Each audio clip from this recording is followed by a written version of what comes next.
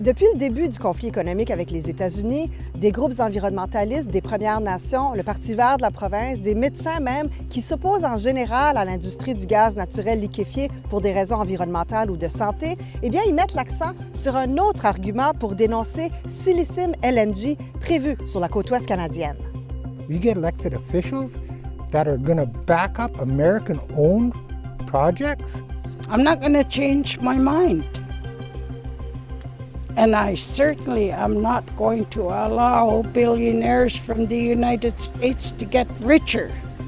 Ce message, ils l'ont dit entre autres quand Mark Carney a annoncé que Sillicime LNG serait examiné par le Bureau des grands projets canadiens.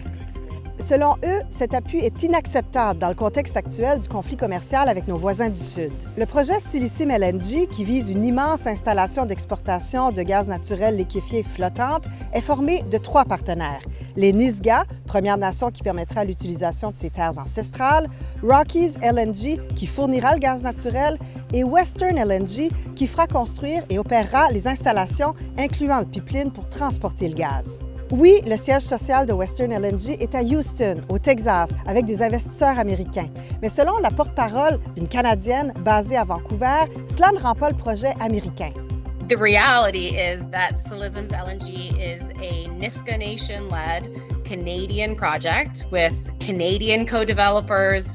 It will be sited in Canada and is going to generate billions of dollars, tens of thousands of jobs and tax revenue for Canadians. Elle va même jusqu'à dire que c'est un projet qui pourrait éventuellement faire mal aux États-Unis parce que le GNL canadien sera en compétition avec le GNL américain. Selon certains experts, il faut faire la distinction entre la politique et l'économie. La présence d'investisseurs américains ou étrangers, ça n'implique pas dans un projet commercial automatiquement un soutien à l'administration actuelle en place. Ce n'est pas non plus un geste anti-patriotique, c'est vraiment une décision économique.